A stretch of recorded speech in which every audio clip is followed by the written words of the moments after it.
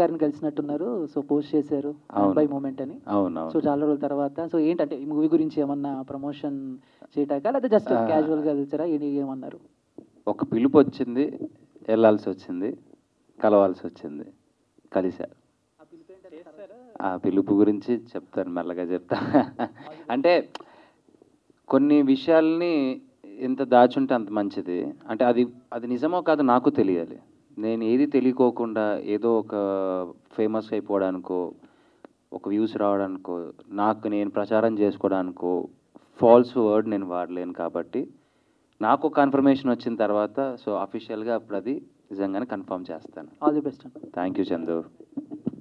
అమర్దీప్ గారు చెప్పండి సార్.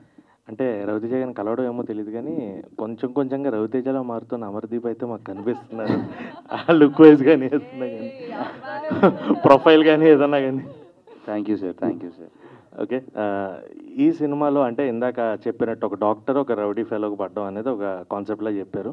మామూలుగా అందమైన అమ్మాయిలు రౌడీ వేదలకు పడతారని ఏదో ఒక ఉంటే మనకోటి అందమైన అమ్మాయిలు ప్రతి అంటే ఎదవలకే చందు సూపర్ చందు నువ్వు అసలు. సో అంటే అలాగే చాలా సినిమాలు వచ్చినాయి. What is the new thing you are going to say? There is a cause. ఇందులో కాజ్ ఉంది. అంటే ఆ అమ్మాయికి కాదు, మనం పెద్ద బేవార్స్. మనకు అసలు మన ఉన్న ఊర్లో మనం ఉన్న స్ట్రీట్లో అందమైన అమ్మాయి కనపడడమే గొప్ప. అసలు ఫస్ట్ ఆఫ్ ఆల్ ఆవిడ మా స్ట్రీట్కి ఎందుకు వచ్చినది ఒక కాజ్ ఉంది.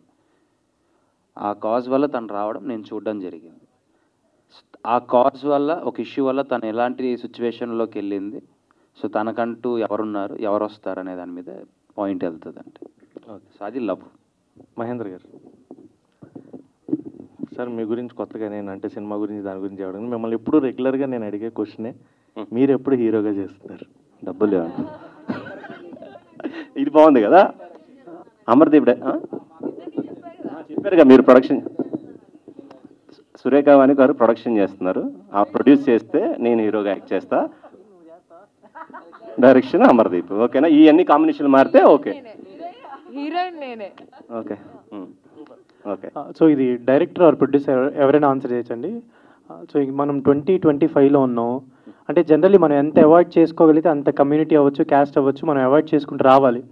2025లో కూడా మీరు ఇంకా క్యాస్ట్లు కమ్యూనిటీలు పెట్టి టైటిల్స్ పెట్టి సినిమాలు తీయడం అది ఎంతవరకు కరెక్ట్? దీనికి ఏమైనా దీని గురించి ఏమైనా డిస్కస్ చేశారా? ఆర్ ఎల్స్ టైటిల్ రిజిస్టర్ చేసేటప్పుడు కానీ ఇంకేదైనా అడిషనల్ వేరేది ఏదైనా వెళ్తే బాగుంటుంది? అంటే అటెన్షన్ కావడానికి చాలా టైటిల్స్ ఉంటాయి, సో ఎందుకని దాని గురించి వెళ్ళలేదు? కమ్యూనిటీ అనేది అవాయిడ్ చేయాలి, నేను కాదన్నా, కానీ మనం అవాయిడ్ చేస్తున్నావా? ఇంకొకటి ఏంటంటే కమ్యూనిటీ నేను చెప్తా, ఒక్క నిమిషం, లెట్ మీ ఆన్సర్. కమ్యూనిటీ ఎందుకు అవాయిడ్ చేయాలి అని అంటే చెడు జరుగుతుంటే అవాయిడ్ చేయాలి. ఇక్కడ మనము మన పేరు చివరన క్యాస్ట్ పెట్టుకునే ఆనవాయితీ మనకు ఉంది ఇక్కడ కొన్ని క్యాస్ట్లకి కదా. మనం దాంట్లో తప్పు పడుతున్నామా? పట్టట్లేదు కదా, అదొక ఆనవాయితీగా నడుస్తుంది. అందుకే ఇక్కడ కూడా నేను ఫస్ట్ పెట్టినప్పుడు చౌదరి అబ్బాయి ఒక చిన్న డిస్కషన్ కూడా నడిచింది, అలాగ అడిగారు కాబట్టి చెప్తున్నా. చౌదరి అబ్బాయి నాయుడు అమ్మాయి అని ఇలా పెడదామని చెప్పి ఒక డిస్కషన్ వచ్చింది. అన్నాను లేదు గారు మధ్యలో కంపల్సరీ పెడదాం అని. అంటే క్యాస్ట్ అనేది మేము ఇక్కడ పేరు పెట్టింది సంఘంలో లేనిదేది పెట్టాల. ఇంకా చెప్తే కాంట్రవర్సీ అవుతుంది, కానీ రెండు క్యాస్ట్లు కలిసి మనం పోటీ చేస్తూ మహాకూటమిగా ఏర్పడి, నేను ఎవరిని తప్పట్లా, subject to correction and with all due respect to the two communities, I'm saying all this here, okay, with all due respects to all this two communities, okay. మనము అలా పెట్టుకొని ఒక మంచి అని వాళ్ళు చెప్పిన దాని గురించి చెప్తున్నాను, ఓకే. ఒక మెసేజ్ తోటి ముందరకు వెళ్ళి వాళ్ళు అలా సక్సెస్ అయ్యారు. సో ఇక్కడ ఎవరిని మనం తప్పట్టేది ఏం లేదండి. నాకు ఉన్న పరిధిలో నేను నా హీరో పేరులో ఉన్నది, నా హీరోయిన్ పేరులో ఉన్నవి రెండు పదాలుగా చూడండి, వాటిని కేవలం రెండు పదాలుగానే చూద్దాం, అంతే. That's all. అక్కడ కూడా ఫస్ట్ చౌదరి మెన్షన్ చేశారు, ఇలా కూడా పాయింట్స్ వచ్చుంటాయి కదా. మీరు అడిగారు కదా, ఆ క్వశ్చన్ కరెక్ట్ ఆన్సర్ చెప్తాయి కదా అన్న. సరే మీరే అడిగారు అనుకొని చెప్తా ఆన్సర్. మొదట చౌదరి ఎందుకు పెట్టాలి, నాయుడు ఎందుకు పెట్టకూడదని. ఇప్పుడు ఇది అయిపోయిన తర్వాత, లేకపోతే ఇంత ముందర మీరు అన్ని ఆర్టికల్స్లో హీరో హీరోయిన్ అని రాస్తారా, హీరోయిన్ హీరో అని రాస్తారా అండి? నిజాయితీగా చెప్పండి. హీరో హీరోయినే కదా, హీరో హీరోయిన్ అయినా కాదా? నేను అదే మీరు రాసిందే నేను చేశానండి, అంతేనా? అంతే. That's all. సుప్రీత గారు ఈ క్వశ్చన్. సో యాక్చువల్లీ ఇన్ని రోజులు ఏంటంటే మీ మామ్ అంటే ఆర్టిస్ట్గా చేస్తూ తను సంపాదిస్తూ మీకు మనీ ఇచ్చేది. మేబీ మీరు ఇన్ఫ్లుయెన్సర్గా మేబీ ఎర్న్ చేసి ఉండొచ్చు.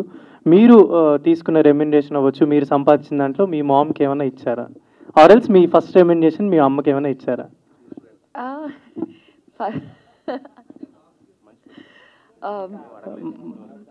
అంటే ఇన్ని రోజులు కాదు, నేను ఫస్ట్ నా రెమ్యునరేషన్ ఏం చేశాను, ఫస్ట్ ఎవరికి గూగుల్ పే ఫస్ట్ నాకు వచ్చిన వెంటనే ఎవరికి పంపాను, ఆవిడకే పంపాను.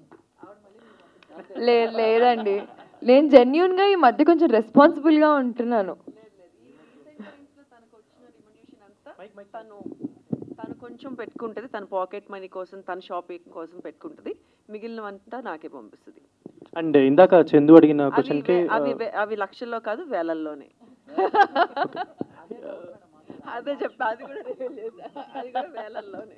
సో మళ్ళీ ఆ వేలల్లో నుంచి ట్రిప్పులు ఎలా వెళ్తున్నారు అని రాసుకోకండి, ఆ వేలల్లోనే బడ్జెట్ లోనే ట్రిప్పులు. దాని గురించి అడుగుదాం. యాక్చువల్లీ ఒక ఇండిపెండెంట్ ఉమెన్ గా ఉంటూ ఒక అమ్మాయిని పెంచుకుంటూ తను ఒక మంచి పాత్రలో తీసుకెళ్తున్న మీరు, లైక్ ఏదైనా ట్రిప్కి వెళ్ళినప్పుడు పోస్ట్ చేసినా, ఏదైనా ఫొటోస్ అలా పోస్ట్ చేసినా, వీళ్ళేదో బాగా సంపాదించేస్తున్నారా, వీళ్ళేదో బాగా ఎర్న్ చేస్తున్నారు, సినిమాల్లో చేస్తే ఇంతెందుకు డబ్బులు వస్తాయని డిస్కషన్ కూడా జరిగి ఉండొచ్చు, మీరు కమెంట్స్లో వీటిలో చదువు.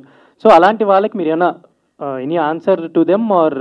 ఇన్ని రోజులు ఆవిడ ఆన్సర్ చేస్తుంటారు కదా, so I will answer these. అంటే ఈ గత 1-2 monthsగా నేను ఇన్స్టాగ్రామ్లో, అంటే అందరికీ మెంటల్ హెల్త్ అనేది చాలా ఇంపార్టెంట్. సో అది కొన్నిసార్లు అది ఎందుకు ఎవరికి డౌన్ అవుతుంది, ఎక్కడ అవుతుంది, we never know. And everybody అందరికీ చిన్న ఎస్కేప్ అన్నది కావాలి, ఆ పాజ్ బటన్ మన వర్క్ స్పేస్ నుంచి. సో ఇప్పుడు ఒక మిడిల్ క్లాస్ వాళ్ళకి ఇన్కమ్ ఒక 60,000 రూపీస్ అయినా వాళ్ళు సేవ్ చేసుకొని 10,000 రూపాయలు ట్రిప్ వెళ్ళి రావచ్చు. సో మేము అంతే, వచ్చి అస్సలు రావు అని కాదు కదా. సో ఇది వరకు ఆవిడ ఒక్కటే చెయ్యి అయింది, ఇప్పుడు మా ఇద్దరిది అయింది. సో మా ఇద్దరు చేతులు కలిసి మా ఇద్దరితో మేమిద్దరమే వెళ్తున్నాము. సో ఇట్స్ ఆర్ మనీ, దాంట్లోనే సేవింగ్ చేసుకొని దాంట్లోనే కొనుక్కొని కొంచెం దాన్ని లగ్జరీ అనకూడదు, లావిష్గా ఎప్పుడు పోతామో తెలియని జీవితాన్ని ఇప్పుడు ఎంజాయ్ చేయకపోతే ఎప్పుడు ఎంజాయ్ చేస్తామన్నది నా కాన్సెప్ట్, అంతే. ప్రొడ్యూసర్ సరే, అంటే ప్రీవియస్గా మీరు ఆల్రెడీ ఏ ప్రొడ్యూసర్ అయినా ఫస్ట్ ఆఫ్ ఆల్ ఒక సినిమా తీసి దాని తర్వాత కొంచెం డబ్బులు వస్తే అలా అలా చేస్తారు. బట్ మీరు ఫస్ట్ టైమే ఒక 5 ప్రాజెక్ట్స్ అనుకొని ఫీల్డ్లో దిగారని తెలిసింది.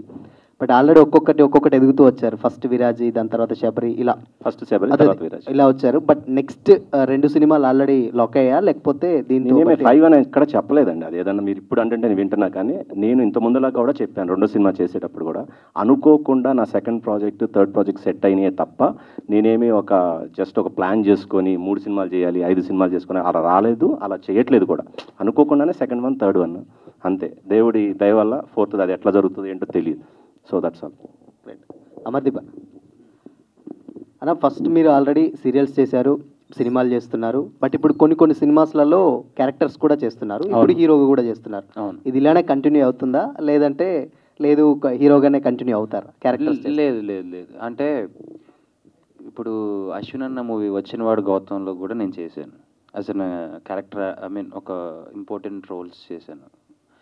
సో నేను ఇదే అవ్వాలి, నేను దీనికే స్టిక్ అవ్వాలి, ఇలా అయితేనే చేయాలి అని నేనైతే లేను.